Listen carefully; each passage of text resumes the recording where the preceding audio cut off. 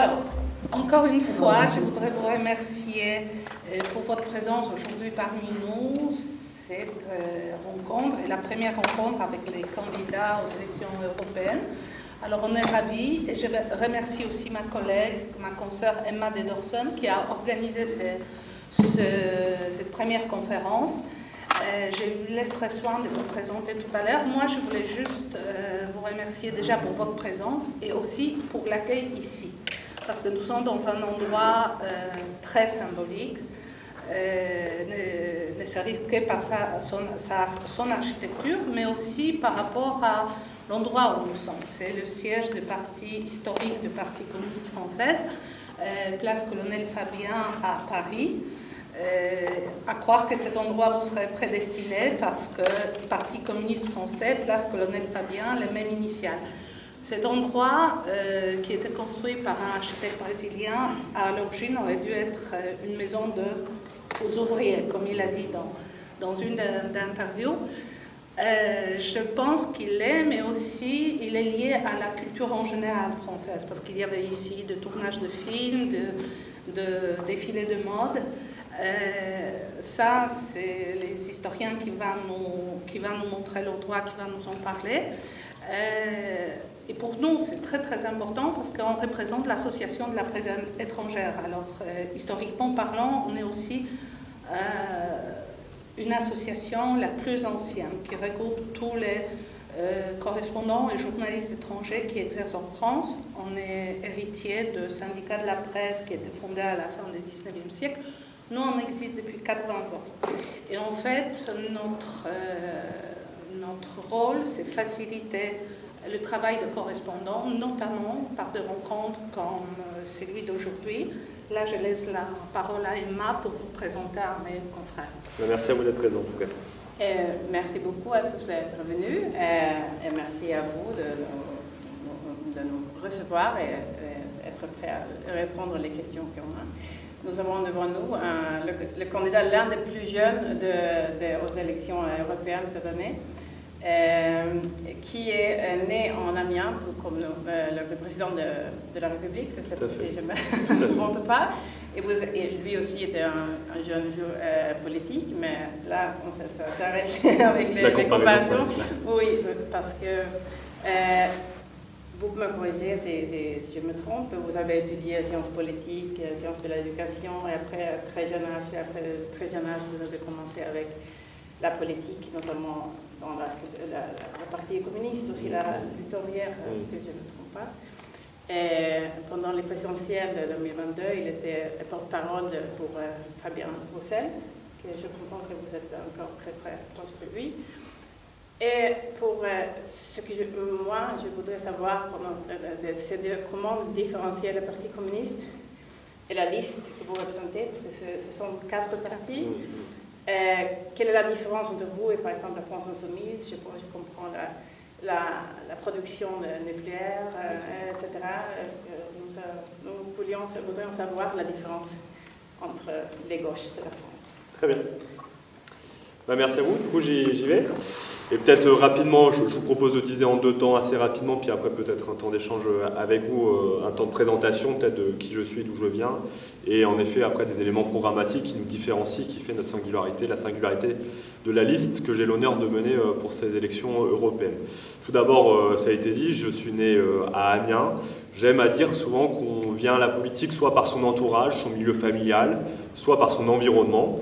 Et moi, c'est par mon environnement que je suis arrivé à m'engager en politique. Je ne viens pas d'une famille de militants politiques, encore moins communistes, mais j'ai grandi à Amiens, dans une ville qui a été marquée par les désindustrialisations, par les délocalisations, je viens d'une famille d'agriculteurs, par la mise en concurrence des agriculteurs, par la fermeture de différents services publics. Et finalement, Amiens, la Picardie, la région dans laquelle j'ai grandi, est un territoire qui a été marqué par les directives et les réglementations européennes et qui a été victime de cette Europe libérale européenne. Et c'est ça qui, petit à petit, a éveillé ma conscience politique et m'a amené à m'engager en politique à l'âge de mes 17 ans, en 2013, dans ma ville à Amiens. C'était d'ailleurs après une première manifestation manifestations contre les politiques libérales justement dans les services publics et pour un réinvestissement notamment dans l'éducation nationale. Et suite à ça, j'ai rencontré des jeunes militants qui m'ont proposé de venir à une réunion et j'ai décidé d'adhérer à ce moment-là. Donc moi, c'est mon territoire et mon environnement qui m'ont forgé politiquement, qui m'ont amené à m'engager politiquement et qui m'engagent aujourd'hui aussi dans mon combat dans mon combat électoral à venir, dans ma campagne électorale européenne. Maintenant, peut-être plus sur les éléments d'ordre programmatique que nous proposons. Aujourd'hui, en France, dans cette campagne européenne, il y a beaucoup de débats qui se font sur des sujets, bien sûr le retour de la guerre, sur la question de la Palestine, qui sont des sujets bien évidemment très importants et que nous traitons. Mais la singularité aussi de la liste que je mène, c'est aussi de se dire que nous, notre priorité, c'est avant tout la question du pouvoir d'achat, la question sociale, la question de l'emploi, de la création d'emplois, qui est notre ligne de conduite, si je puis dire, dans cette campagne européenne. Nous souhaitons faire de la question sociale notre priorité, parce qu'aujourd'hui, le recul du pouvoir d'achat, la hausse des factures énergétiques, la hausse du chômage sont des conséquences directement liées aux décisions européennes et font partie des premières préoccupations de nos concitoyennes et de nos concitoyens. Et d'ailleurs, en ce sens, nous sommes la seule liste, notamment à gauche, mais pas seulement, nous sommes la seule liste, qui aujourd'hui dit que si on veut répondre à l'impératif social, si on veut éradiquer le chômage, qui reste notre ambition, si on veut produire finalement davantage sur le territoire national et européen, eh bien il va falloir voter pour notre liste dans cette campagne européenne. Nous sommes la seule liste qui dit qu'il faut produire davantage, produire beaucoup plus sur le territoire national et européen pour répondre à l'impératif social, permettre de retrouver notre souveraineté dans des domaines dans lesquels nous l'avons perdu. Je pense notamment en termes de production de médicaments, l'accès à la santé. Je pense notamment en matière industrielle plus globalement. Je pense en matière alimentaire et production agricole, retrouver notre souveraineté alimentaire qui est aujourd'hui mise en concurrence. Nos agriculteurs sont mis en concurrence avec les agriculteurs du monde entier. Je pense aussi à la question énergétique, qui on l'a vu depuis l'arrivée de la guerre dans notre continent, le retour et la hausse considérable des factures d'énergie, et notamment liée à l'explosion du prix du gaz.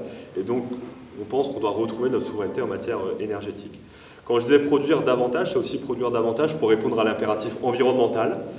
Et on l'assume, on a une différence notable avec toutes les autres listes en présence sur la question environnementale.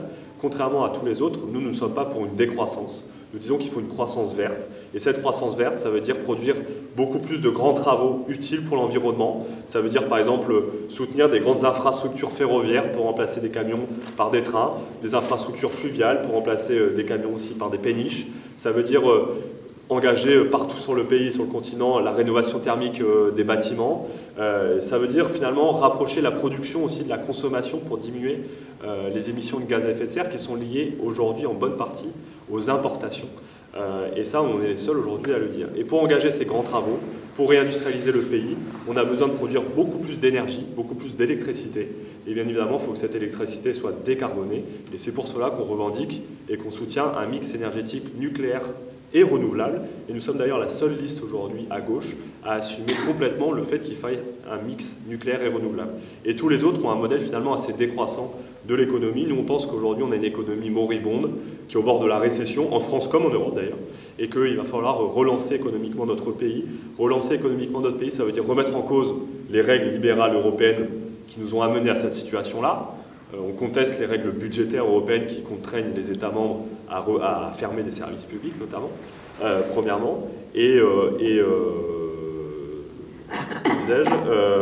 remettre en cause les règles libérales, et deuxièmement, engager justement des grands travaux et plus de production sur le territoire national pour créer de l'emploi.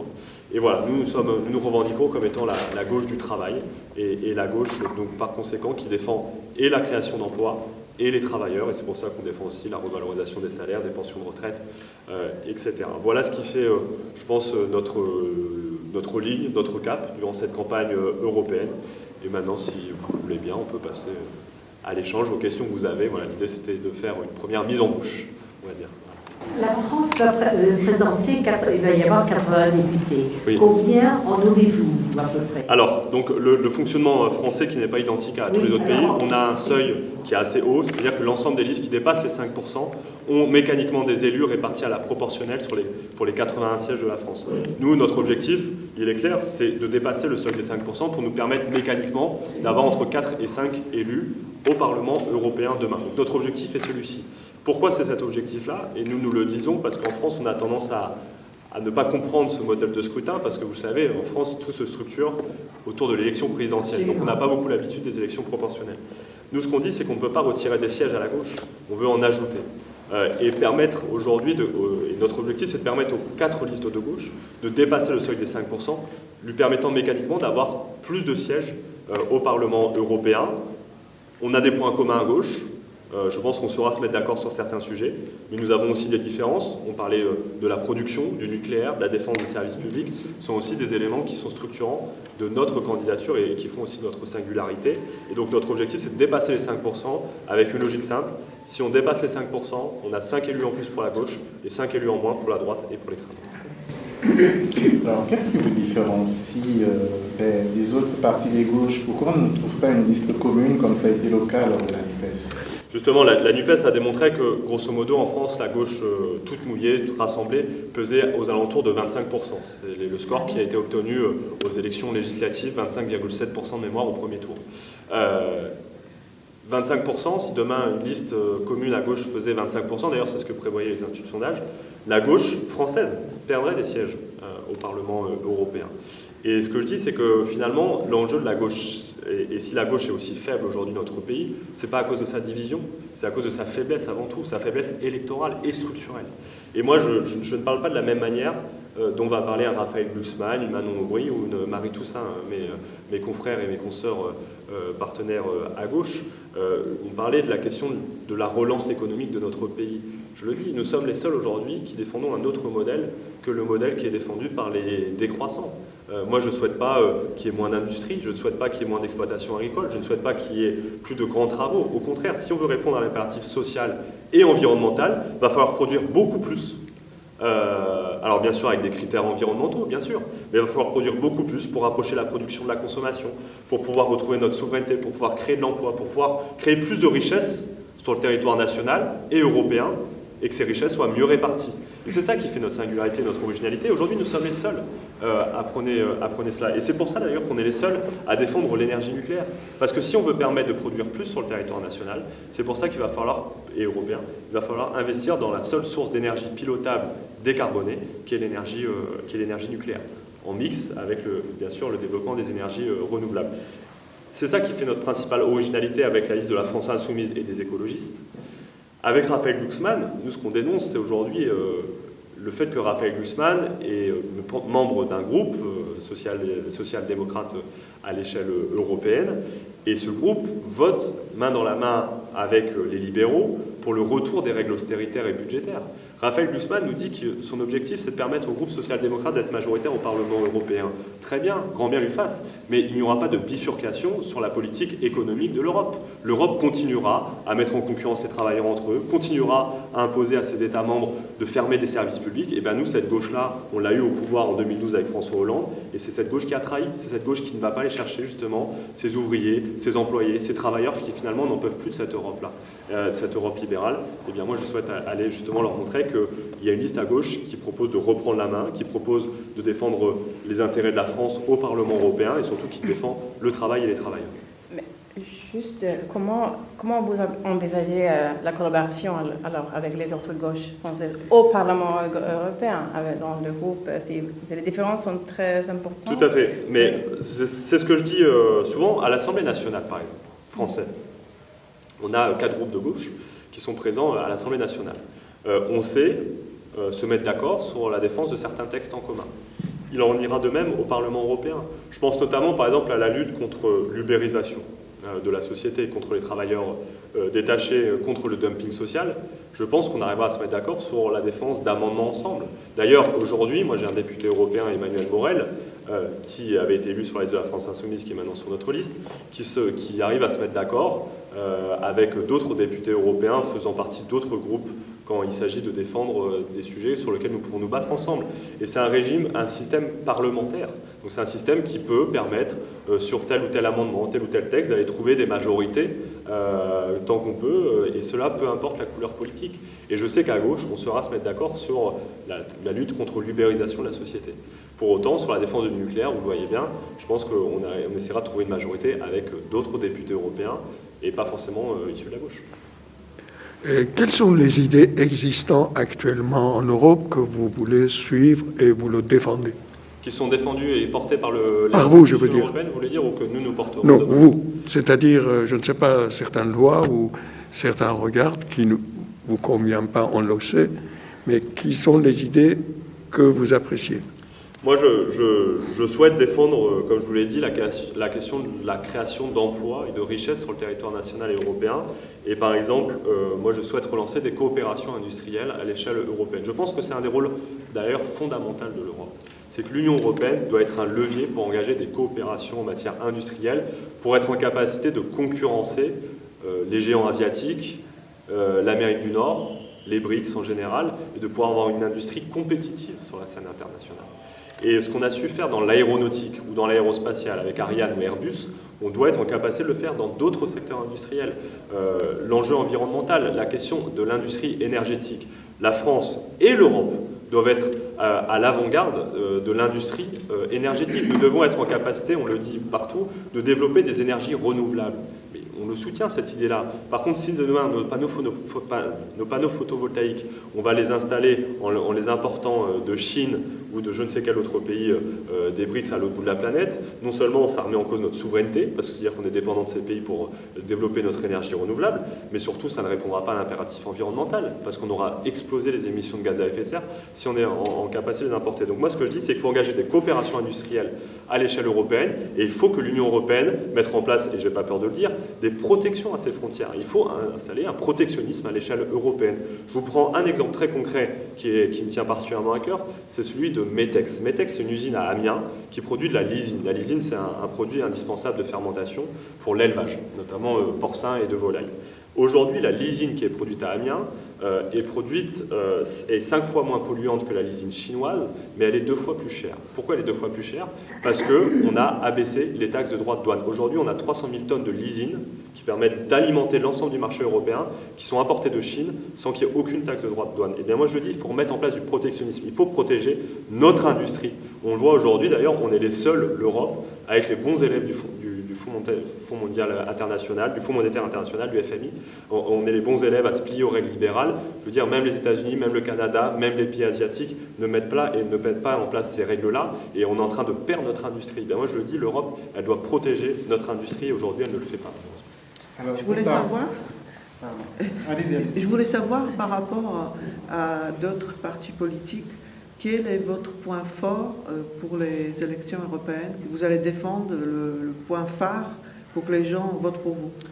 Parler du quotidien des Françaises et des Français, et notamment du pouvoir d'achat et du travail. Créer de l'emploi en France. On est la seule liste de gauche qui a un plan justement pour créer de l'emploi et éradiquer le chômage en France. C'est ça notre axe de bataille. Et pour les jeunes, il y a beaucoup de jeunes. Et notamment pour les jeunes. Oui. Nous sommes aujourd'hui la gauche unie pour le monde du travail. Nous sommes la gauche du travail aujourd'hui. La seule gauche du travail qui est présente dans notre pays, c'est nous qui le portons. C'est nous qui portons l'éradication du chômage. C'est nous qui portons la réindustrialisation de notre pays. C'est nous qui portons le redéploiement et redéveloppement de services publics.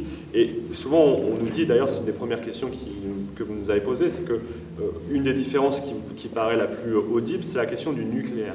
Mais derrière la question de l'énergie nucléaire, c'est pas une question anecdotique, c'est un projet de société qui s'oppose.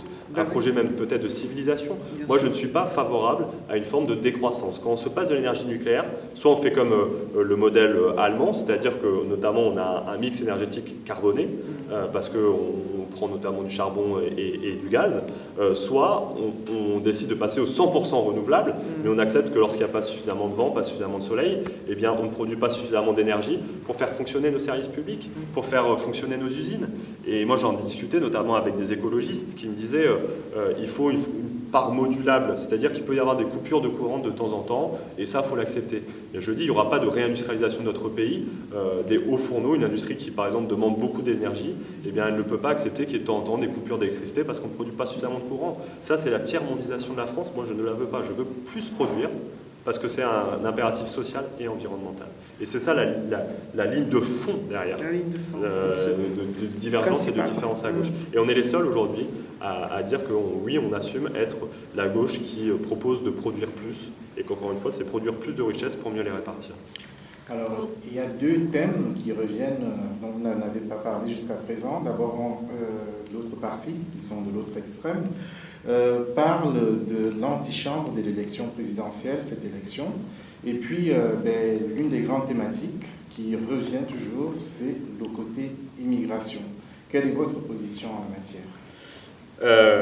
Tout d'abord, sur la question d'être l'antichambre, le premier tour de l'élection présidentielle, je ne sais pas ce que j'ai pu entendre sur cette élection, je dis non. Cette élection européenne ne pose pas la question de savoir qui nous voulons comme Premier ministre ou comme Président de la République. Cette élection pose une question à l'ensemble de nos concitoyennes et concitoyens, à l'ensemble des Françaises et des Français, c'est quelle Europe voulez-vous? Quel projet européen voulez-vous?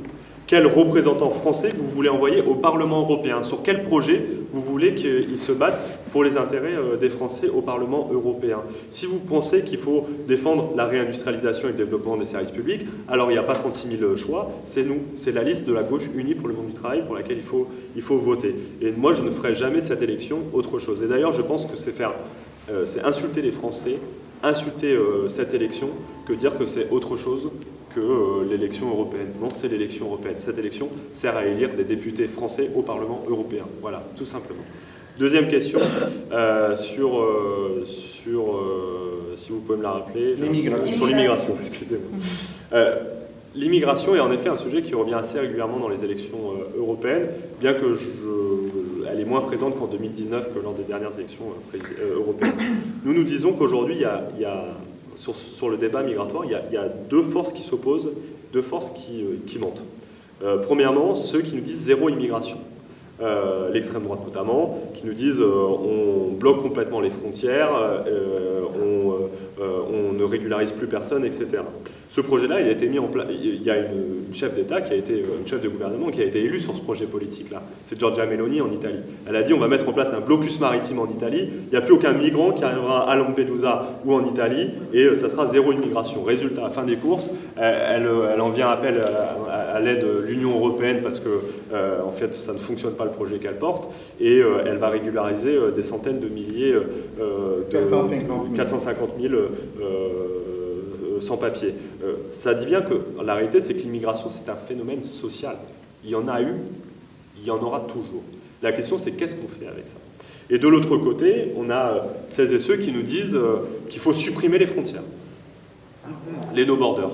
Eh bien moi, je pense qu'ils mentent aussi. Un État sans frontières, ça n'a jamais existé, ça n'existera jamais. Donc nous, ce qu'on dit, c'est qu'aujourd'hui, des frontières, il y en a pour réguler les flux de capitaux, de marchandises, et aussi pour les personnes. Et ce qu'on dit, c'est qu'aujourd'hui, finalement, face à ces deux mensonges, l'impensé, c'est celle de l'intégration. Et moi, je souhaite remener le débat sur une politique d'intégration. Ça veut dire que l'État français, notamment, et l'ensemble des États membres de l'Union européenne, doivent, accueillir avec dignité et fraternité celles et ceux qui fuient la guerre et la misère, bien évidemment, mais surtout, ça veut dire mettre en place tout ce qu'il faut pour permettre à ce que chacune et chacun qui a vocation à rester, notamment sur le territoire français, puisse devenir, à part entière, des Françaises et des Français. Ça veut dire mettre en place des lieux de formation, l'apprentissage du français si ce n'est pas la langue maternelle. Aujourd'hui, ça dépend des associations, pour beaucoup, et pas des services publics. Ça veut aussi dire que, par exemple, celles et ceux qui aujourd'hui sont sans papier, en situation irrégulière, mais qui travaillent, qui produisent des richesses dans notre pays, puissent bénéficier des mêmes droits que l'ensemble des autres travailleurs français. Et donc, il faut poser, moi je crois, l'intégration par le travail, à condition justement que chacun ait les mêmes droits. Donc il faut régulariser les travailleurs sans papier. Et enfin, le dernier pilier, donc j'ai dit accueil, intégration, et le dernier pilier qui est complètement occulté des débats, c'est celle de la coopération. Il faut engager de nouvelles coopérations avec l'espace méditerranéen, avec l'Afrique subsaharienne, pour permettre à l'ensemble des pays de se développer. Aujourd'hui, il faut comprendre aussi pourquoi on a, par exemple, des Nigériens qui partent de leur pays, qui émigrent de leur pays. Le taux d'électrification au Niger est extrêmement bas. On a à peine 17% de la population qui a accès à l'électricité au Niger. Comment voulez-vous que cette population n'aille pas chercher autre part, justement, ce qui ne peut pas bénéficier dans son pays? S'ils n'ont pas accès à des universités, s'ils n'ont pas d'industrie, s'ils n'ont pas de services publics permettant d'offrir la meilleure qualité de services publics à l'ensemble de sa population. Donc moi je le dis, l'Union européenne doit développer considérablement ses aides à la coopération pour permettre d'engager un nouveau rapport d'égal à égal avec les pays notamment de l'espace méditerranéen et de l'Afrique subsaharienne, parce que je pense que c'est des coopérations de demain qui seront fructueuses d'ailleurs pour l'ensemble des continents et qui permettront aussi d'éviter l'émigration forcée, arrachée à cause de la misère. Et je pense qu'il faut qu'on lutte contre la misère. Je pense que c'est un des grands rôles du continent européen et de l'Union européenne particulièrement. Est-ce que vous pensez que la France actuellement, dans la situation économique et politique, surtout économique actuelle, où on vit l'une des plus grandes crises économiques, est-ce qu'elle a les moyens pour engager ce type de collaboration avec les pays du Sud-Afrique? Moi, honnêtement, je le pense. Je pense que même elle est indispensable. Et aujourd'hui, je pense qu'il y a deux choses qui sont confrontées sur la France. La première, c'est notre croissance à zéro, et qui est au bord de la récession.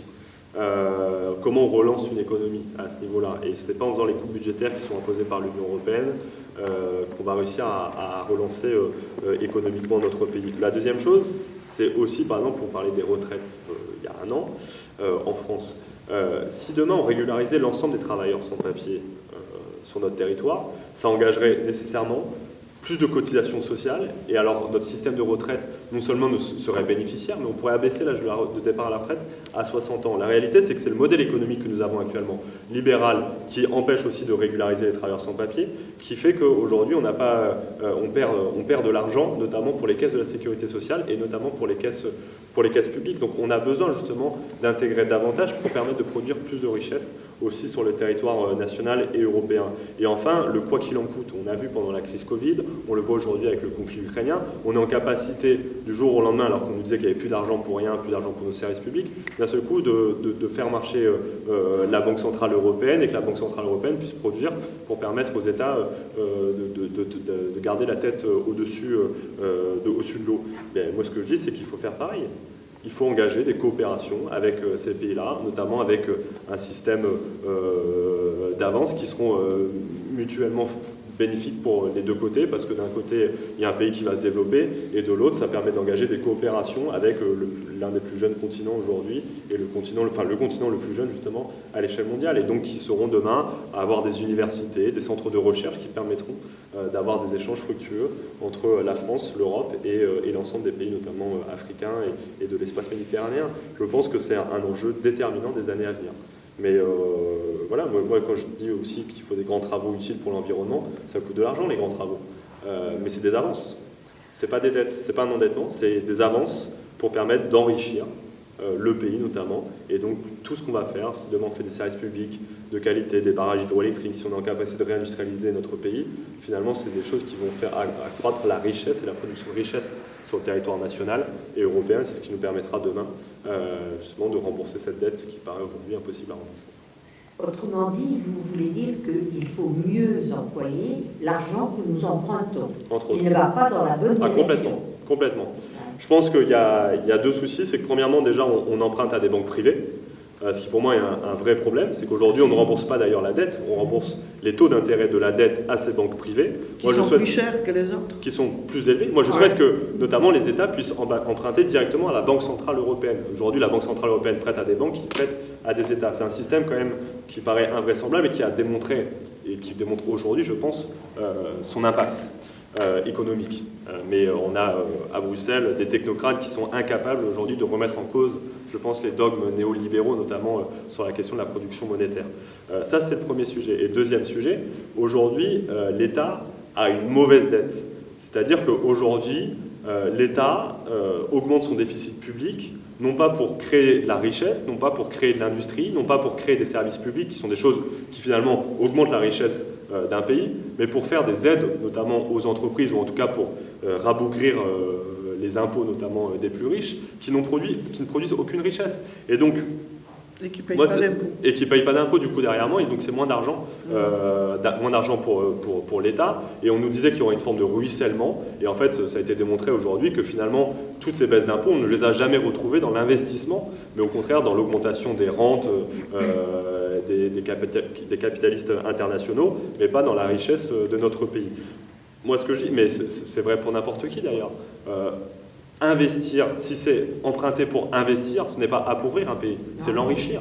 Si on avait dit à la ville de Paris, je prends souvent cet exemple-là, que son métro allait l'endetter quand la première construction de la ligne de métro à Paris, la ville de Paris s'est endettée pendant 100 ans, sur un siècle elle s'est endettée pour construire cette première ligne de métro. Est-ce que ça a appauvri ou est-ce que ça a enrichi la ville?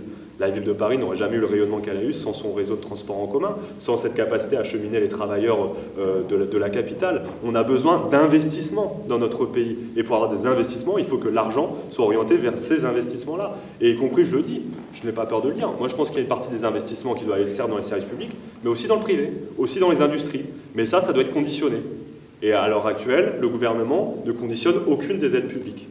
Eh bien moi je dis, toute aide publique, chaque euro investi dans le privé, dans l'industrie notamment, elle doit être conditionnée à des enjeux environnementaux, mais aussi à de la création d'emplois, de richesses sur le territoire national et sur le territoire européen. C'est le modèle que nous portons en tout cas en termes de logique monétaire. Mais pour ça, il faut qu'on reprenne la main, notamment sur la Banque Centrale Européenne.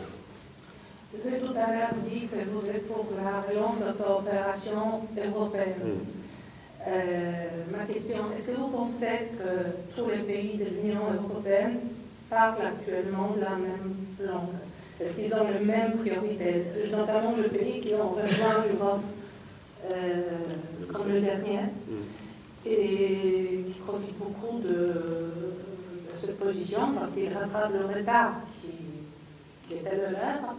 Est-ce que vous pensez qu'ils ont l'intérêt, qu'ils vont suivre dans cette idée de coopération, de relance, parce que c'est lié avec la rénonciation à certains privilèges qu'ils ont quand même.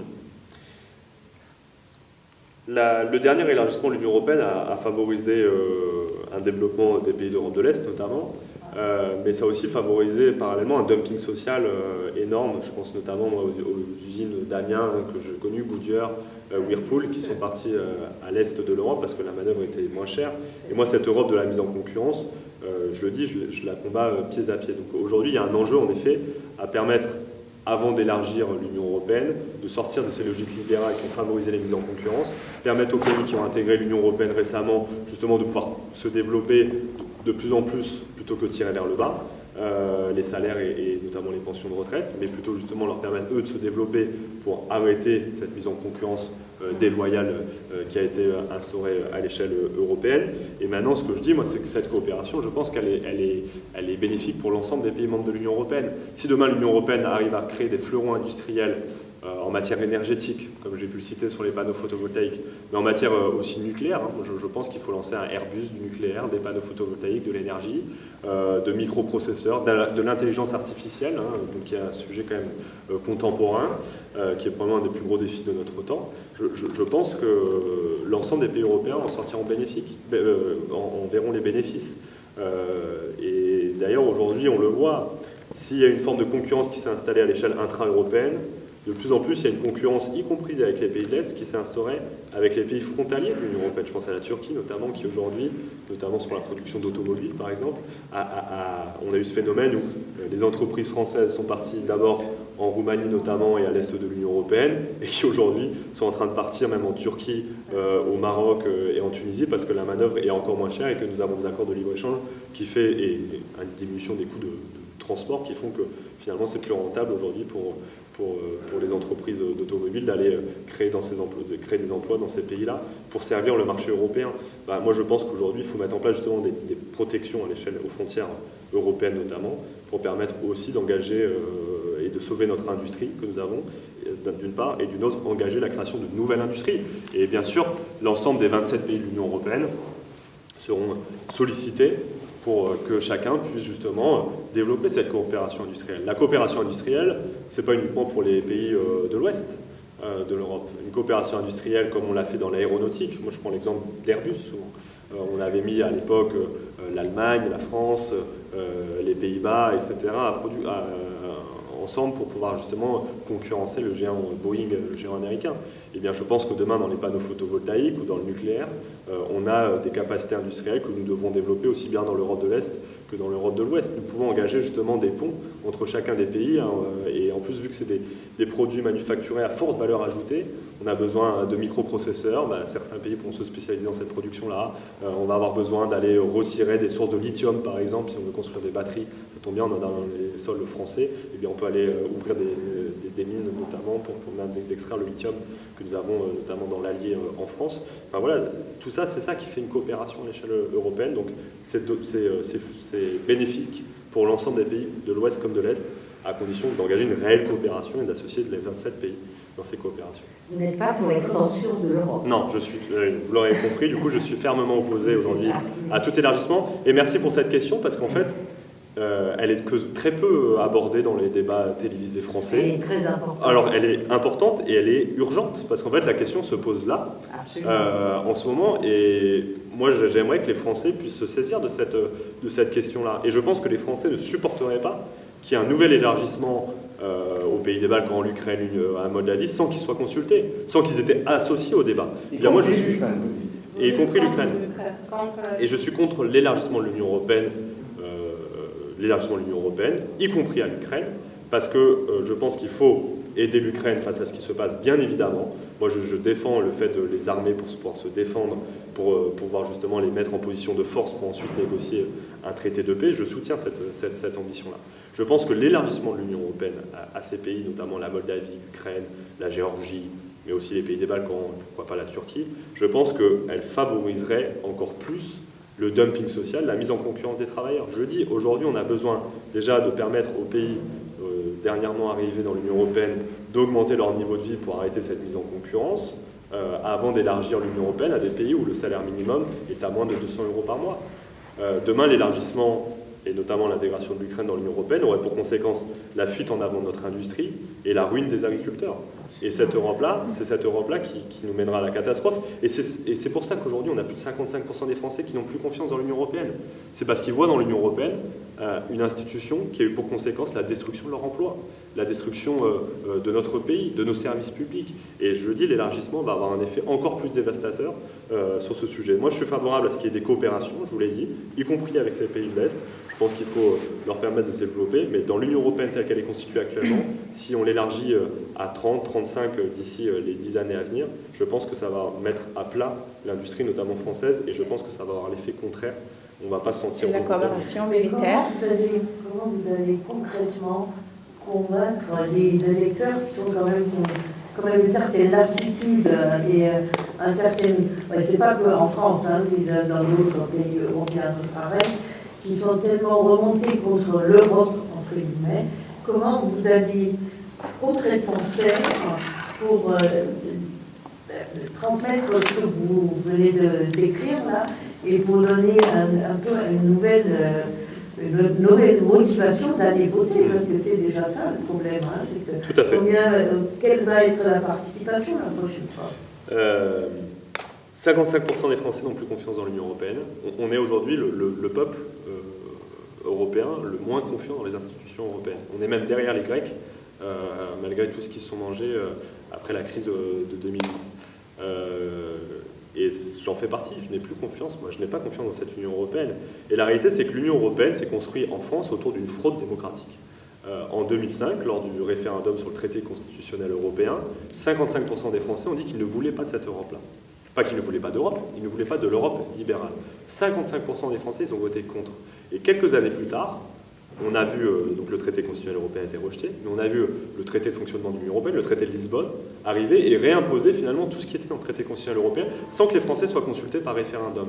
Et le traité de Lisbonne a marqué une rupture nette des Français, de la confiance qu'avaient les Français envers l'Union européenne. À ce moment-là précis, les Français se sont sentis piétinés, bafoués. Leur voix a été piétinée par le Parlement et par les institutions européennes. Et depuis ce temps-là, les Français ont de moins en moins confiance dans l'Union européenne. Moi, ce que je dis aujourd'hui aux Français et aux Français, pour les inciter à voter, c'est leur montrer qu'il y a une liste à gauche qui est toujours claire, toujours ferme, sur cette Europe libérale, qui remet en cause ces traités que nous n'avons pas voulu, qui remet en cause ces logiques libérales et qui défendent la souveraineté de la France. Nous sommes aujourd'hui la seule liste historique de la gauche du non au traité constitutionnel européen. Nous critiquons l'Europe telle qu'elle est. Nous disons que l'Europe est au service aujourd'hui, notamment du monde de la finance, principalement, mais qu'envoyer des parlementaires européens, c'est justement avoir des poches de résistance face aux avancées libérales européennes, face aux accords de libre-échange par exemple, face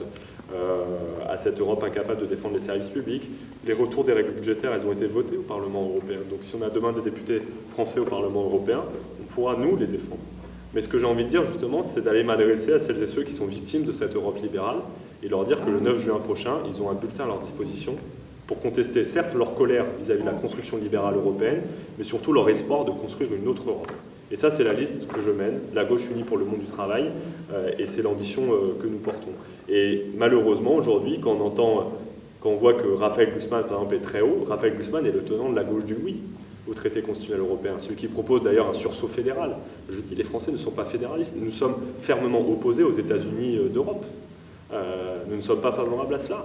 Et malheureusement, aujourd'hui, Raphaël Glucksmann incarne autre chose. Eh bien, moi, je souhaite montrer justement qu'il y a une autre gauche, authentique, populaire, qui remette le travail dans ses priorités, et surtout qui soit capable de défendre les intérêts de la France au Parlement européen. Et que disiez-vous sur le discours de Macron à la Sorbonne il y a quelques jours, en référence à la sécurité européenne et la nécessité d'être indépendant des États-Unis, considérant les menaces de la Russie. Moi, je viens de la Suède, nous venons de rentrer dans l'OTAN, l'Iran, la Chine, etc.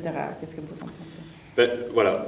Autre exemple d'une chose qui ne va pas en France, on nous parle de fédéralisme, de sursaut fédéral, d'armée européenne, potentiellement de mutualisation de l'arme nucléaire, ce qu'a évoqué Emmanuel Macron, sans que les Français soient consultés. Eh bien, je le dis, moi, ce n'est pas une prérogative européenne. D'ailleurs, ce qu'ils proposent, c'est en réalité tendre vers un fédéralisme.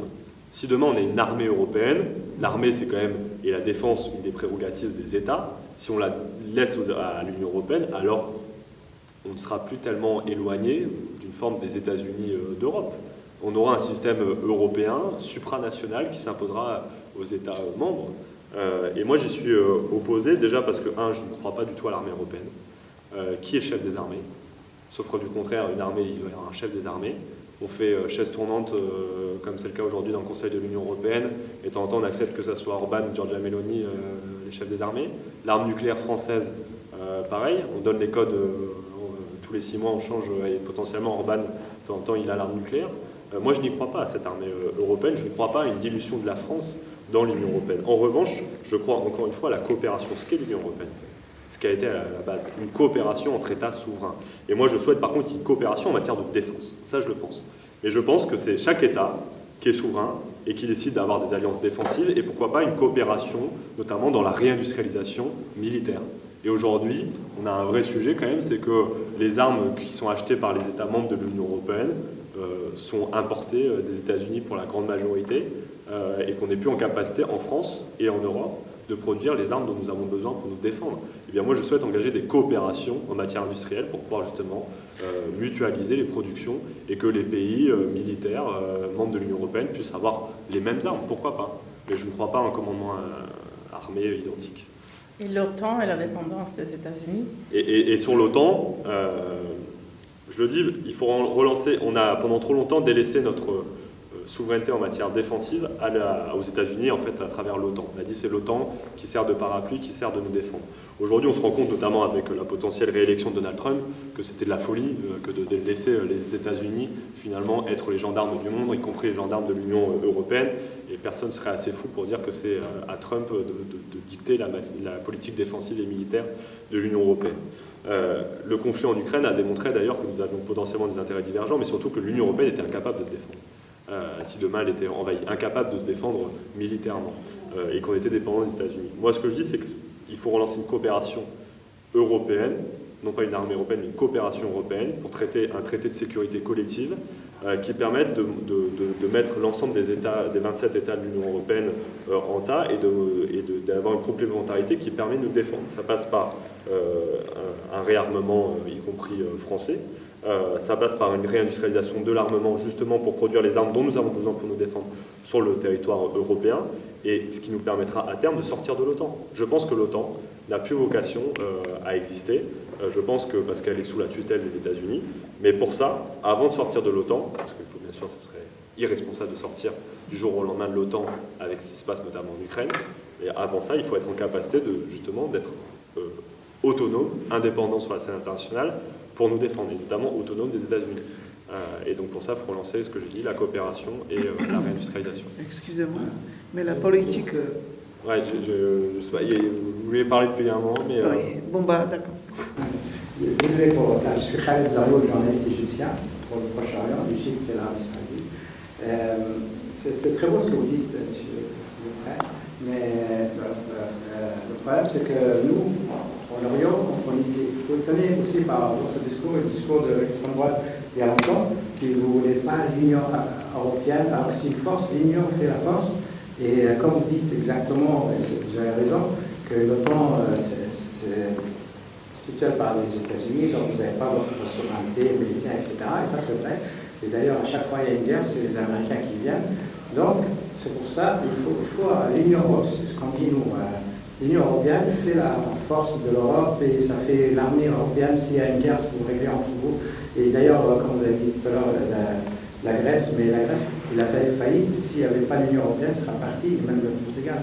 Donc, ça, c'est une force. C'est dommage qu'on voit ce discours toujours. Quand on a vu Marine Le Pen, il a changé un peu, mais vous avez gardé le même d'avant, c'est-à-dire qu'il faut sortir de l'Union européenne, mais rester en coopération. Deuxième, ça c'est la première remarque. Ma première question, c'est est-ce que si vous êtes demain, Inch'Allah, député européen, est-ce que vous allez défendre, c'est quoi le projet phare à l'Union européenne que vous défendez pour la France? Et je sais que vous avez un parti très honorable pour le Proche-Orient, pour la cause palestinienne surtout. Est-ce que vous allez parler aussi de cette cause-là, des gens, la guerre de Gaza, tout ça, ou seulement vous êtes spécialiste européen? Tout d'abord, on n'est pas favorable à la sortie de l'Union européenne. Nous, ce qu'on a toujours critiqué, c'est la construction libérale européenne. D'ailleurs, on a toujours contesté l'ensemble des accords et des traités libéraux européens. Nous, on est favorable pour construire une nouvelle Union européenne, une nouvelle Europe en fait, une Europe qui permet d'être un levier pour les coopérations industrielles, coopération en matière défensive, coopération en matière agricole, énergétique, etc. Donc on est favorable, bien sûr, aujourd'hui, mais d'ailleurs en France, il n'existe que très peu de partis qui se disent qu'il faut que la France sorte de l'Union européenne et vive en vase clos, etc.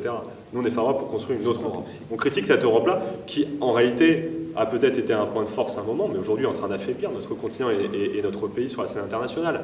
Alors, on le voit, on est au bord de la récession, c'est à cause de l'Europe aujourd'hui. Si on n'est pas capable de relancer économiquement notre pays, si on a des industries qui partent à volo, c'est à cause de l'Europe. Donc il faut changer l'Europe. Il faut une autre Europe. C'est ça qu'on dit. Sur les deux autres sujets, je suis désolé, je suis fatigué. Donc il y a la question palestinienne, mais avant il y avait... je dis que vous avez une position... Ah oui, la position phare qu'on veut porter à l'Europe. Voilà. Moi, pour défendre la France, moi je le dis, c'est la réindustrialisation, c'est la production. Relancer la production, relancer économiquement notre pays, mener des grands travaux utiles pour l'environnement. On a 30 ans pour pouvoir répondre à l'impératif environnemental. Comment on engage l'ensemble des grands travaux nous permettant justement d'atteindre cette fameuse neutralité carbone en 2050? Comment on est capable de reconstruire des usines sur le territoire national? Comment on est capable d'ouvrir de nouvelles exploitations agricoles? C'est le projet politique que nous portons. Et ça, on le défendra à l'échelle européenne. On le défendra de différentes manières, en remettant en cause les règles budgétaires européennes, bien sûr, comme j'ai pu le citer, en engageant des coopérations industrielles, en sortant du marché européen de l'électricité, par exemple, qui a pour conséquence l'explosion des factures énergétiques pour nos entreprises. C'est ces sujets-là qu'on souhaite porter pour permettre de réindustrialiser notre pays, notamment, et produire davantage sur le territoire national. Sur la question internationale, et plus particulièrement celle du Proche-Orient. Moi, je me suis engagé, je vous l'ai dit, en 2013, à l'âge de 17 ans. Depuis cet âge-là, je suis engagé pour la cause palestinienne et pour une solution à 2 États, et pour le droit international. Et je n'ai jamais tergiversé sur ce sujet. Je me suis moi-même rendu en Israël et en Palestine en 2018. J'ai pu rencontrer les forces israéliennes et palestiniennes progressistes qui défendent cette solution à 2 États. Et bien évidemment, moi je l'ai porté en France, je la porterai demain au Parlement européen, parce que c'est un sujet qui, je pense, est essentiel. On nous dit souvent que l'Europe s'est construite autour de la paix et de la prospérité. Je le dis souvent, au final, on n'a ni l'un ni l'autre. Mais j'aimerais bien que l'Union européenne, par contre, se retrouve à ses fondements originaux, notamment celle de la paix, et notamment du droit international, et notamment, je pense, de la reconnaissance de l'État palestinien sur les frontières de 67, avec Jérusalem-Est pour capitale, comme le préconise le droit international. Et moi, ma ligne de conduite, mon cap, j'ai jamais tergiversé sur le sujet, c'est le droit international.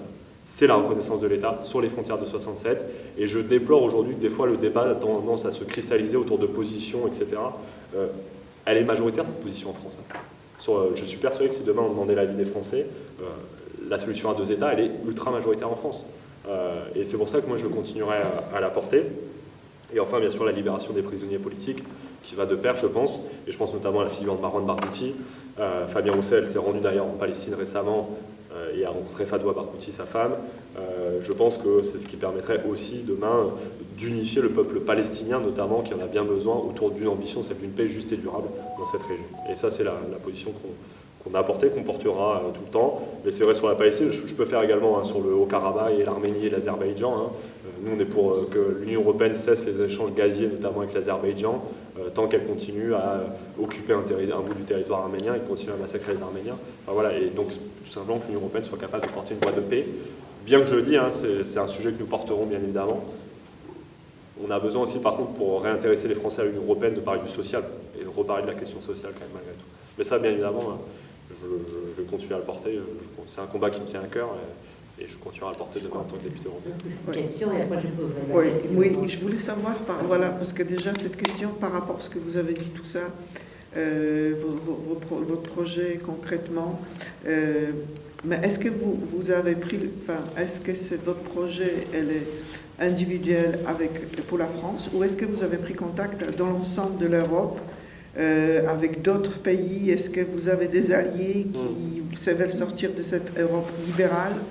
Est-ce que vous pensez de cette manière? Ça, c'est la première question. Et la deuxième. Allez-y, si vous voulez. Et la deuxième question, alors, à qui sert actuellement cette politique Europe libérale, puisque qui bénéficie exactement de tous ces avantages, puisque au niveau de français ou au niveau d'Europe, parce que fait que cette politique libérale, Europe libérale, est menée de plus en plus, et que on voit que la crise s'enfonce, on voit qu'il y a au niveau du travail pour les jeunes, c'est vraiment, il y en a énormément qui partent en étranger. Donc à qui bénéficie exactement cette Europe d'aujourd'hui, la politique qui est faite en France aujourd'hui? Déjà pour cette deuxième question, aucun État, je pense, en tout cas membre de l'Union européenne. Cette politique libérale, c'est ça qui est vraisemblable aujourd'hui. On s'enferme dans des dogmes libéraux et néolibéraux, alors que ni la France ni l'Allemagne, en réalité, aujourd'hui, n'a intérêt. On le voit, le développement du chômage, sur les questions industrielles.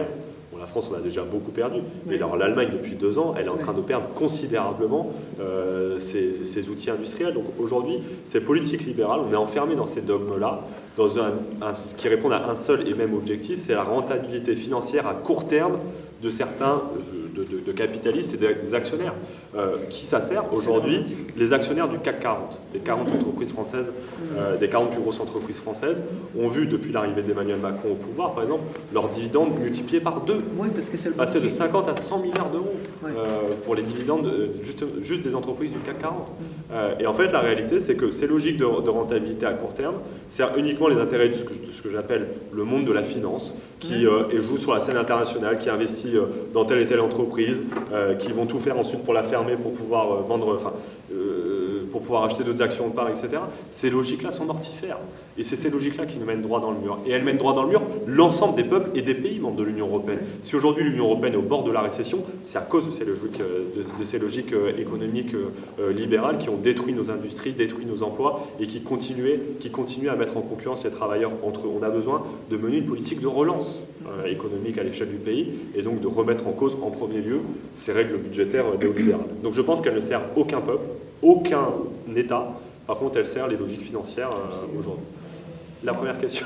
Et la première question, c'était est-ce que vous prenez le contact avec d'autres pays?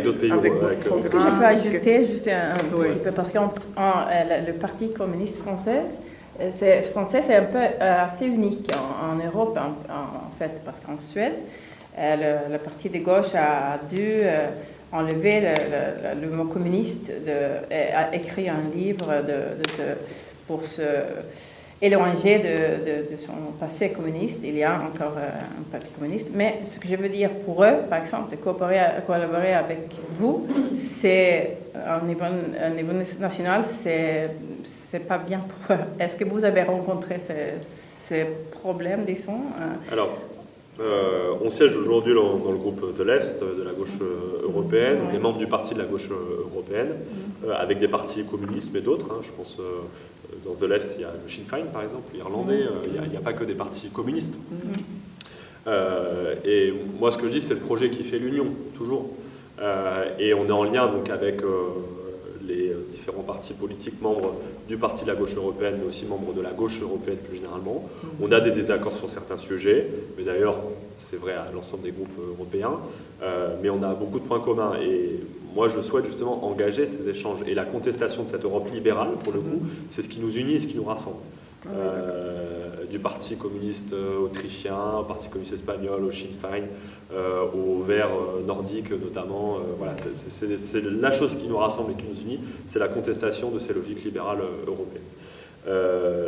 Et maintenant, sur l'appellation peut-être communiste, plus que sur la question du fond, parce que je pense que sur le fond, on a beaucoup de points communs. Moi, je le dis, on a des histoires bien sûr très différentes et on n'a pas tous le même rapport avec l'Union soviétique. Je pense aux pays d'Europe de l'Est où ça a été beaucoup plus structurant. Moi, je ne viens pas d'une famille de communistes. Je ne me suis pas engagé au Parti communiste français parce que j'étais quelconque nostalgique de l'Union soviétique ou de je ne sais quelle politique menée par Staline ou je ne sais quel autre dictateur de l'URSS. Et je le dis sans aucune ambiguïté. Moi, je suis engagé aujourd'hui au Parti communiste français parce que c'est la seule force politique à l'échelle française qui conteste les logiques libérales européennes et qui propose de défendre le travail et les travailleurs, qui met la défense des travailleurs et du travail au cœur de son projet politique. Et moi, c'est ce projet politique que je défends à l'échelle européenne. Et si d'autres l'appellent différemment, j'ai aucun problème avec ça. Et discutons du fond. Ce que je dis, c'est le fond politique, celle d'une contestation des logiques libérales européennes, une relance économique de notre continent. Je pense qu'on peut trouver des partenaires au-delà des partis communistes, j'ai envie de dire, traditionnels dans les pays membres. Des fois, ce sera avec eux, des fois, ce sera avec d'autres. Et j'en prends pour preuve la gauche unie pour le même travail, le rassemblement qu'on est en train de mener. On a des anciens socialistes, des anciens membres de la France insoumise qui ont rejoint notre liste. Ils ne sont pas communistes. D'ailleurs, ils le disent publiquement. On n'est pas communiste, mais on défend le projet politique qui est aujourd'hui porté par cette liste. Et ça, ce qu'on fait à l'échelle française, on peut le faire à l'échelle européenne. Ça sera peut-être simplement les dernières questions. Oui, j'aimerais bien sur la Chine, là, parce que notre président Daniel à Xi Jinping, suite au discours du président Macron à la Sorbonne, le président Macron dit il faut qu'on essaie de garder des accords bilatéraux avec la Chine et en même temps de défendre l'Europe. L'Europe n'a pas du tout la même position. L'Europe veut taxer la Chine et restreindre les importations. Moi, sur ça, je veux dire, c'est très clair.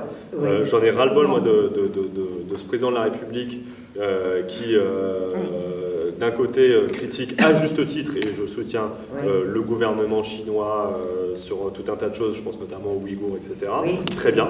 Mais qui, de l'autre côté, engage des coopérations avec la Chine et qui, notamment, brade notre industrie au marché chinois. Mais avec nous, c'est niet, c'est fini. Et moi, je l'ai dit dans différents passages médias, aujourd'hui, la Chine est en train de concurrencer l'Union européenne et est en train de dévaliser littéralement la France, notamment, de son industrie. Moi, je prenais l'exemple de Metex tout à l'heure sur la lysine, par exemple. La lysine, elle est en concurrence avec la lysine qui est chinoise. C'est la lysine chinoise où on a mis 0% de taxes de douane. On est en train d'importer de l'autre bout de la planète, et notamment de la Chine, mais je pense à la Chine, en réalité c'est vrai aussi avec l'Inde et avec les États-Unis, en train de concurrencer notre industrie. Enfin, je veux dire, c'est invraisemblable. Donc moi je le dis, il faut critiquer le gouvernement chinois sur sa politique qu'elle mène dans tout un tas de domaines, notamment sur la question des droits de l'homme, bien évidemment, et de l'autre sur la politique économique qui nous est défavorable. C'est pas l'internationalisme qui propose, c'est la concurrence accrue des travailleurs entre eux. Et bien moi, pour moi, il n'y a rien de communiste là. Donc c'est inconciliable ce qu'il propose. Être à la fois... C'est du en même temps. Emmanuel Macron est connu, est très connu en France pour le en même temps. Je critique et en même temps, on fait ensemble. non, c'est tout. Soyons cohérents. Et je pense d'autant plus cohérent que moi, encore une fois, c'est la question sociale qui m'anime et qu'aujourd'hui, on a une concurrence déloyale qui s'installe entre notamment les pays asiatiques et les États-Unis. Hein, je mets dans le même bas avec notamment l'IRA qu'ils ont mis en place. Et je pense que moi, ce que je veux, c'est défendre les intérêts des travailleurs. Le président chinois va être à Paris le 6. Oui. Il va être à Paris le 6 et le 7. Je voudrais revenir encore sur une question, la question de défense européenne. Encore, si j'ai bien compris, vous êtes contre l'armée européenne commune, vous êtes pour le renforcement de l'armée de chaque pays. Tout à fait, avec des coopérations entre chaque armée. Moi, j'avoue que je suis sceptique, si vous voulez, en passant par l'histoire, notamment mon pays a porté payé le frais d'une telle politique il y a 50 ans. Alors, je voudrais vous poser une question. Je pense que cette guerre qui est entre la Russie et l'Ukraine, c'est une guerre qui est aux portes de l'Europe.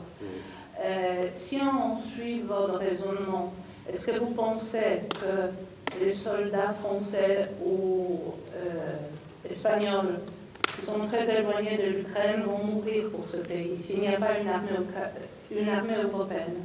Moi, je suis très sceptique vis-à-vis de ça. Et quoi qu'on dise à propos de l'OTAN, c'est l'OTAN qui permet maintenant l'Ukraine de se défendre. C'est pas l'Europe. Ah bah oui, non mais pour moi c'est pas l'Europe qui paye le frais. C'est pas l'Europe qui envoie. Pour moi, c'est la prise de conscience, et c'est pas trop tôt, que l'Union européenne elle est incapable d'aider l'Ukraine par exemple à se défendre, parce qu'on a une incapacité industrielle. Moi, c'est ce que je disais notamment aux socialistes qui me disaient qu'il faut augmenter l'aide à l'Ukraine. Bien sûr qu'il faut l'augmenter.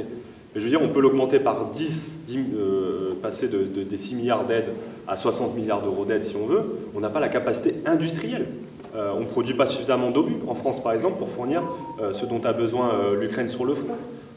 On produit en un mois ce qu'ils utilisent en 1 heure sur le front ukrainien. C'est une prise de conscience qu'on a perdu en termes d'industrie. Et si on est seul dépendant des États-Unis pour fournir de l'aide à l'Ukraine, ce qui se passe actuellement, mais on voit que quand les États-Unis remettent en cause cette aide à l'Ukraine, eh bien ça met en danger l'Ukraine en fait sur sa survie. Donc moi je dis, l'Union européenne doit retrouver sa souveraineté en matière de production industrielle, notamment en matière d'armement. Ça c'est un des principaux sujets.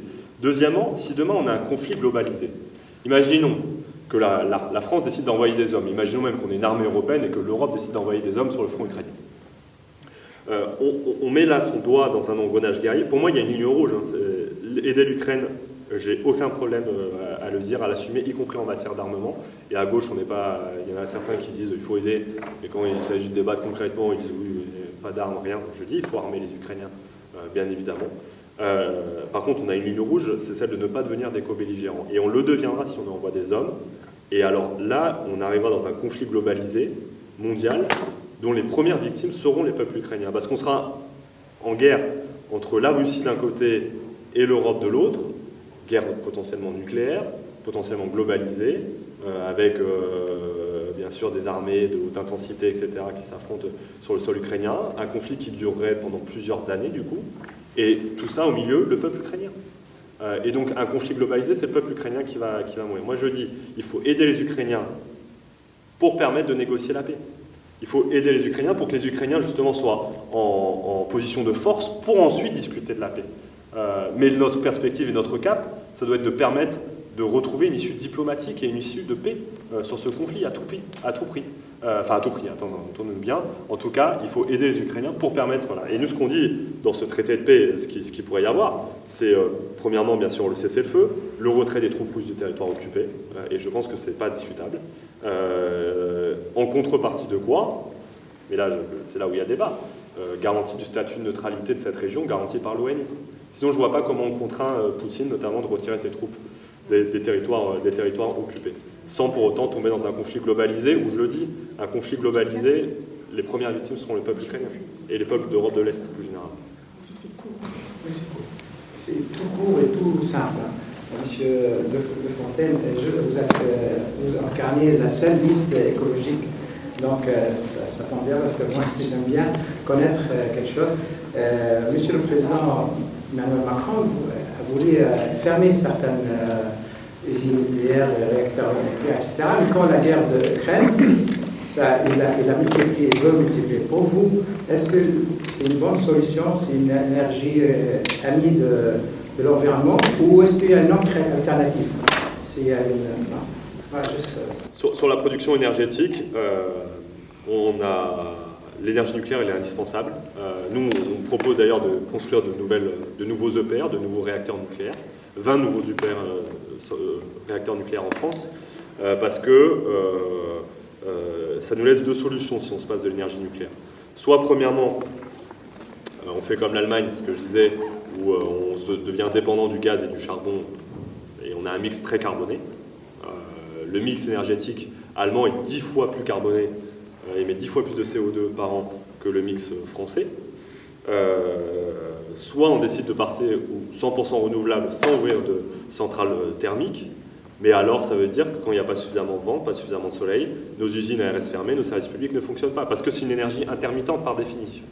Et en plus, il y a un vrai sujet, c'est que même si on porte 100% renouvelable, on n'a même pas les matériaux rares qu'on a besoin, ils ne sont pas en suffisance sur l'échelle planétaire, par exemple, pour pouvoir compenser le manque à produire si on ferme les centrales nucléaires. Donc aujourd'hui, nous on dit, c'est un mix, c'est nucléaire et renouvelable. Il faut développer les énergies renouvelables, mais il faut aussi développer massivement l'énergie nucléaire, et il faut que l'Union européenne finance l'énergie nucléaire. Et moi, c'est un combat que je veux mener à l'échelle européenne. Neutralité carbone en 2050, c'est l'objectif qui nous est fixé, on le partage. Bien évidemment, il faut l'atteindre. Mais on ne l'attendra pas sans nucléaire. nucléaire. Pour la mutualisation du nucléaire, comme voudrait Macron. Vous êtes pour la mutualisation du nucléaire? De l'arme nucléaire ou de l'énergie? De l'industrie civile. Ah mais moi, sur l'industrie civile, je suis pour engager des coopérations à l'échelle européenne pour permettre aux autres États membres de l'Union européenne de construire des centrales nucléaires si elles le souhaitent. Il faut leur permettre. Je pense notamment par exemple à la Pologne qui a un mix très carboné pour le coup. Si demain ils veulent développer les énergies renouvelables, il faut une coopération industrielle. On parlait tout à l'heure justement de comment les pays de l'Est peuvent s'y retrouver, d'Europe de l'Est peuvent s'y retrouver. Eh bien, il faut engager justement dans leur transition énergétique, il faut les aider à développer les énergies renouvelables et les développer si demain ils veulent construire des centrales nucléaires, ben, aidons-les. On a les technologies, on peut les aider. On ne peut pas leur donner notre énergie nucléaire. Et par contre, il y aura des échanges, quoi qu'il arrive, il y a des échanges parce que j'étais sur la centrale nucléaire de Goldfish, il y a une question dans le sud-ouest, alors juste 30 secondes. Il y aura toujours des coopérations. Moi, je veux remettre en cause le marché européen de l'électricité, mais pas les échanges. Les échanges entre nos États sont interconnectés, il y aura toujours des échanges. Et bien sûr, quand un État produit moins, il faut que si le voisin permet de produire plus, il faut qu'il y ait des échanges. C'est ce qui se passe entre la France et l'Espagne notamment, alors que l'Espagne n'est pas dans le marché européen de l'électricité. Donc, bonjour. Bonjour. C'est vrai que ma question, c'est pas assez légère. J'ai vu vos photos dans les médias. Et c'est vrai, je vous trouve très jeune. Et quand je regarde maintenant tous les partis politiques, c'est comme s'il y avait une concurrence, la compétition aux plus jeunes. Est-ce parce qu'il n'y a plus de vieux, ou est-ce que c'est vraiment une posture qu'il faut maintenant mettre des jeunes? Mais c'est très bien, c'est pas une question. Non, je demande juste si, comme chez l'extrême droite. Oui, Bardella. Je suis le plus jeune. Aujourd'hui, je suis la plus jeune tête de liste des élections européennes. J'ai 28 ans, tout juste. Et j'ai 6 mois d'écart avec Jordan Bardella. Jordan Bardella a 6 mois de plus. Donc on est quasiment. Moi, je suis de mars 96 et lui de septembre, je crois, 95, enfin l'automne 95. Donc, vous êtes, quand Georges Marchais, qui est notre référence par rapport à Madagascar, est mort, vous n'étiez même pas. Ah non, je n'étais pas né. Non, je n'étais pas né. Est-ce que vous faites. C'est ce que nous connaissons. Est-ce qu'il y a des liens absolument, comme lui, on dit les travailleurs et les travail, donc il y a toujours ce vocabulaire obligatoirement. Et puis je cumule le tout. Et comme j'ai lu en ce qui vous concerne, donc vous venez d'Amiens, pas du lycée de Macron, des jésuites, mais d'autres choses. Vous mettez beaucoup l'accent sur le fait que vous venez d'un milieu plus modeste, en fait. mais que vos grands-parents étaient tradis cathos, que l'histoire valeurs actuelles, et sur la croissance. Est-ce vraiment votre position, c'est une posture, ou est-ce que c'est pour prendre large en fait, c'est-à-dire pour avoir en même temps les tradis cathos, pour avoir les gens modernes, est-ce que c'est une posture? Tout d'abord, par rapport à ma jeunesse, du coup, sur la première question que vous posiez, je pense qu'il faudrait qu'il y ait des études qui soient menées, parce que c'est vrai qu'il y a un réel rajeunissement de la classe politique sur les élections européennes. Et alors là, celle-ci est assez notable. Déjà, la dernière, tout le monde disait qu'il y avait un rajeunissement, mais là, on a encore plus rajeuni les têtes de liste. Maintenant, moi, je vais parler de ce que je connais, de pourquoi je suis arrivé là. Je pense que le Parti communiste français, et à travers la figure de Fabien Roussel notamment, nous avons participé à renouveler le discours politique de la gauche.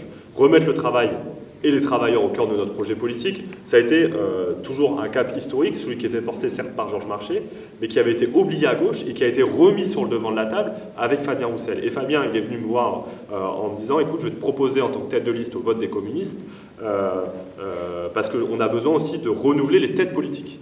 On a besoin aussi que les responsables politiques qui renouvellent le discours politique de la gauche, eh bien, ils soient aussi jeunes. » Et moi, je lui ai dit « Ok », et j'y vais avec aussi ce que je porte moi, mes spécificités, mon originalité. La question environnementale, par exemple, est un sujet, moi, qui me tient à cœur particulièrement, que j'ai beaucoup bossé, et de comment on atteint cette fameuse neutralité carbone en 2050.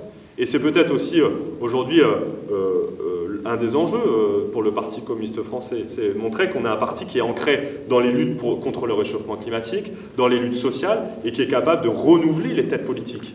Et oui, aujourd'hui, il y a un vent de fraîcheur au Parti communiste français. Je ne parle pas de moi, je parle aussi de l'ensemble des milliers de jeunes qui ont fait le choix de nous rejoindre, notamment sur cette question environnementale. Et aujourd'hui, on a un réel rajeunissement de nos forces politiques, de notre force politique. Et moi, je pense plutôt qu'on est justement un parti qui est tourné vers l'avenir maintenant, et qu'aujourd'hui, on a de plus en plus de jeunes, justement, qui viennent. J'en prends pour preuve notamment les jeunes communistes, par exemple. J'ai été secrétaire général des jeunes communistes pendant 4 ans. Aujourd'hui, les jeunes communistes, ils ont multiplié par 8, ils sont passés de 500 à 4000 adhérents à jour de cotisation. Ils étaient présents dans 27 départements, ils sont présents dans 69 départements maintenant. Il y a un réel attrait aujourd'hui de notre parti politique, et notamment de la figure de Fabien Roussel et de la liste que j'ai l'honneur de mener auprès des jeunes, et notamment sur les questions, je pense, environnementales. Et donc, c'est un des sujets. Deuxième question que vous posiez, décidément. Je disais par rapport à votre public, est-ce que vous cherchez... Ah oui, un ratissé large ou pas. Alors, déjà, c'est véridique, hein, j'ai une éducation catholique, chrétienne, j'étais baptisé, j'ai eu la première communion, j'étais jusqu'à la profession de foi, et j'allais à la messe tous les dimanches quand j'étais môme. C'est une réalité. Et je dis pas ça par pure posture ou quoi, je pense que ça m'a apporté beaucoup de choses. Quand même, aujourd'hui, je ne me revendique pas du tout catholique, mais parce que j'ai voulu, mes parents le sont. Voilà, on a des différences. Bon, ça, c'est un sujet. Par contre, ce que je constate, moi, je connais beaucoup cette France qui habite en dehors des grandes métropoles, celle qui habite dans les villages, celle qui habite dans les villes de préfecture de taille intermédiaire, comme Amiens, ou dans les sous-préfectures, dans les petites villes de 20 000 et 15 000 habitants. Et ce que je constate ces dernières années, c'est que la gauche avait arrêté de leur parler. La gauche avait arrêté de parler aux ouvriers de chez moi, avait arrêté de parler à celles et ceux qui n'ont pas d'autre choix que de prendre la voiture pour pouvoir aller travailler, et même parfois la gauche les méprise. Et moi je le dis, on a besoin d'aller les chercher, on a besoin d'aller les convaincre, justement de leur montrer que la gauche est celle qui les défend, qui a conscience qu'il y en a qui n'ont pas d'autre choix que de prendre leur voiture pour pouvoir aller travailler. Il faut aller leur parler d'eux, de leur quotidien, des manières d'améliorer leur quotidien, plutôt que de les montrer du doigt comme le fait une partie de la gauche. Et la gauche authentique, la gauche populaire, la gauche ancrée dans le monde du travail, c'est cette gauche qui s'adresse à tout le monde. Et on a des électeurs d'extrême droite aujourd'hui qui votent extrême droite, non pas par racisme, mais qui votent parce qu'ils ont l'impression que le Rassemblement national est la seule force qui parle des questions sociales. Et bien là, c'est la défaite historique de la gauche, d'avoir perdu des électeurs et d'avoir certains qui ont été jusqu'à l'extrême droite. Et bien nous, on doit aller les récupérer. Et si on n'était pas présent, c'est ni Jean-Luc Mélenchon, ni Raphaël Glucksmann qui iront aller chercher ces électeurs-là. C'est nous, ceux qui défendent le travail, la réindustrialisation, la valorisation du travail, qui défendent aussi leur mode de vie. C'est ça le projet politique que nous incarnons et que nous portons. Et c'est cette gauche populaire et du travail qu'incarne Fabien Roussel et qu'il a incarné depuis l'élection présidentielle. Et donc, moi j'assume complètement de dire qu'il faut parler à tout le monde. Y compris, moi j'en connais des voisins dans les quartiers dans lesquels j'ai grandi qui ont voté Marine Le Pen. Et je vais leur parler, je dis mais vous avez conscience que le Rassemblement national, il vote main dans la main avec la Macronie sur les mêmes projets libéraux, économiques, contre l'augmentation des salaires par exemple. Et ça ils ne le savent pas. Et aujourd'hui, le Rassemblement national est un faussaire de la question sociale. Ils font mine de défendre les travailleurs. À chaque fois qu'il faut voter, ils votent contre leurs intérêts, main dans la main avec La République En Marche. Eh bien, il faut contester et déconstruire ce mythe que le Rassemblement national est parti des travailleurs d'une part, mais d'une autre, il faut opposer une alternative à gauche. Eh bien, l'alternative est... Est-ce qu'on peut avoir un mot sur un problème de société qui concerne quand même 4 ou 5 pays européens, c'est la délinquance juvénile. Quelles sont vos réponses ou vos propositions?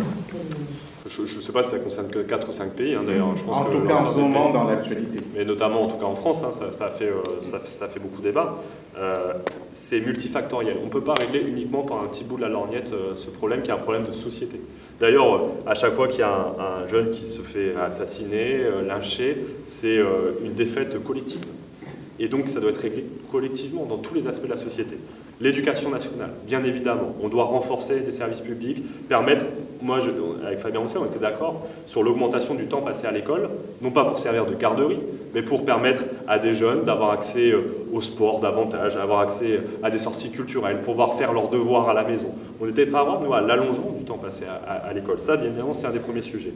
Deuxième sujet, réinvestir, revaloriser les associations qui sont présentes, notamment dans les quartiers populaires, les clubs de foot notamment. Mais aujourd'hui, elles ont vu ces associations exploser leurs factures énergétiques et surtout, elles voient leurs subventions diminuer à cause des politiques européennes, justement, qui obligent les États membres à faire des économies. Les premières économies, ça va dans le milieu associatif.